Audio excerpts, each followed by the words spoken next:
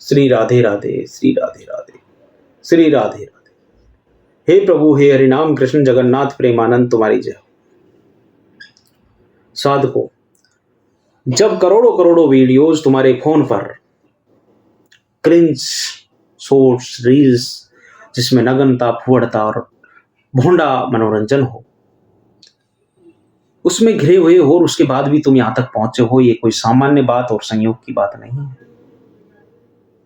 साधको, सत्संग कृष्ण चेतना वार्ता में आप यहां तक पहुंचे हो, यह आपके पूर्व जन्म के कर्मों का फल है।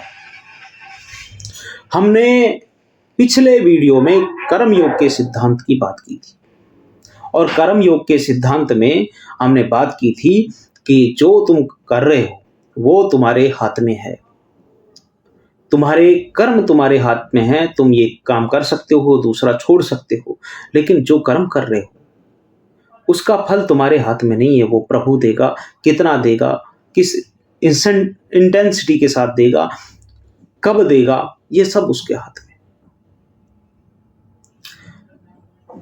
और इसी बात को हम इस तरह से समझ सकते हैं कि एक छोटा बालक अपने पिता के साथ, किसान पिता के साथ खेतों पे गया। वहां खेतों में अन्न धान लगा हुआ था, उसी के साथ में एक छोटे एरिया में उन्होंने बहुत सारे पौधे भी लगा रखे थे, यानी छोटी सी बगीची थी। बगीची में तरह तरह के फलों के पेड़ थे, अमरूद के, आम के, अच्छा नीम के पेड़ भी थे, बबूल का पेड़ भी दूर एक कोने में था। बच्चे ने पूछा कि पिताश्री, ये इतने सारे पेड़ लगे हुए हैं, पेड़ तो जमीन से निकलते हैं, तो ये एक पेड़ बबूल का बन गया, इसमें कांटे हैं। नीम के पेड़ में आम नहीं है, आम के पेड़ में नीम की निम्बोलियां नहीं है, और नीम की निम्बोलियां कड़ी क्यों है, मीठी क्यों नहीं है। अरे, पिताजी बहुत मर्मज्ञ थे, बड़े खुश हुए अंदर ही अंदर कि यार ये तो बहुत ही प्रखर बुद्धि का बालक हमारे घर में जन्म ले लिया। बड़ा खुशी का माहौल।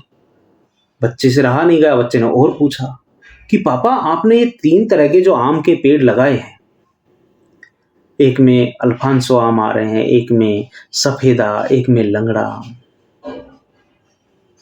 ये आम भी अलग अलग होते हैं। अरे, उसके पिताजी गदगद हो गए, प्रभु का धन्यवाद अर्पित करने लगे कि प्रभु, इतनी प्रखर बुद्धि का बालक हमें दिया, हमारे पूर्व जन्म के सौभाग्य। और उन्होंने उस बच्चे को बताया कि बेटा, आम और नीम का तो चल ठीक है कि उनकी प्रकृति अलग है, यहां तक कि एक ही तरह के यानी आम की भी अगर किस्में अलग अलग हैं बीज में, तो अल्फांसो में अल्फांसो ही आएंगे, लंगड़ा आम में लंगड़ा आम ही आएंगे, और सफेदा में सफेदा ही आएंगे, केसरी में केसरी आएंगे। यानी कि किस्म तक नहीं बदलती, ब्रीड तक नहीं बदलती। आम और निमोली की तो बात ही छोड़ दो, जो बोया है वो का वो काटने को मिलेगा, वो ही क्रॉप होगी। आज नहीं तो कल होगी, कल नहीं तो परसों होगी, पर जो तुमने कर्म किए हैं उनका फल तो तुम्हें भोगना पड़ेगा, उससे तुम बच नहीं सकते।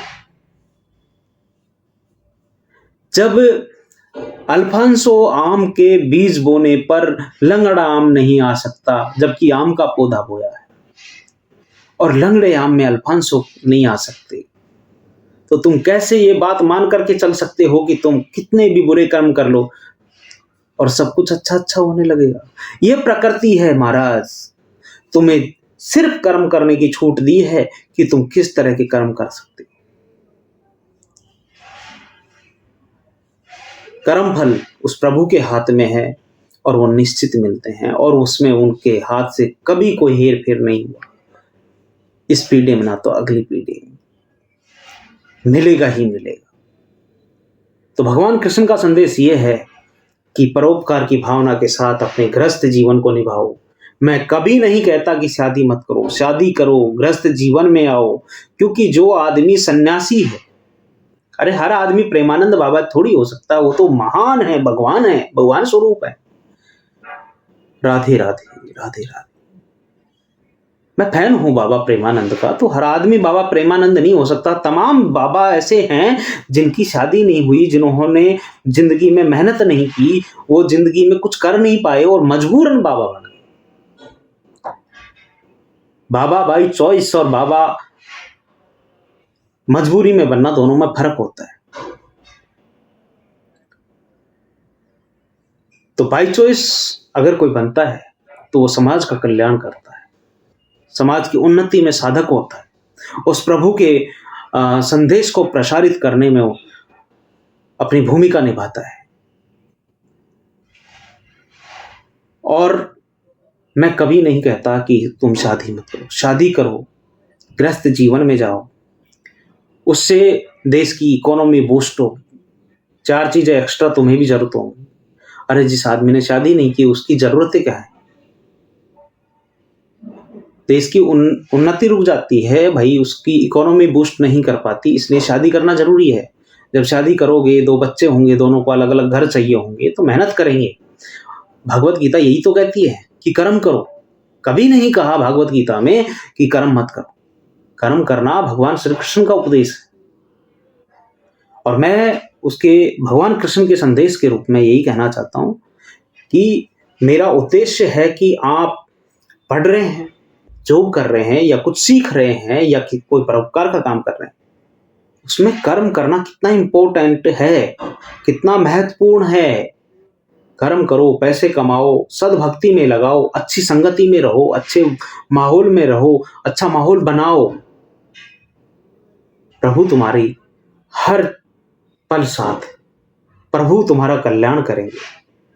और इसी भावना के साथ आप सबका मंगल हो, सबका कल्याण हो, सबको स्वस्थ मुक्ति मिले। श्री राधे श्री राधे श्री राधे। हरे कृष्ण कृष्ण कृष्ण हरे हरे, हरे राम राम राम हरे हरे। हे प्रभु, हे हरे राम कृष्ण जगन्नाथ प्रेमानंद, तुम्हारी जय हो।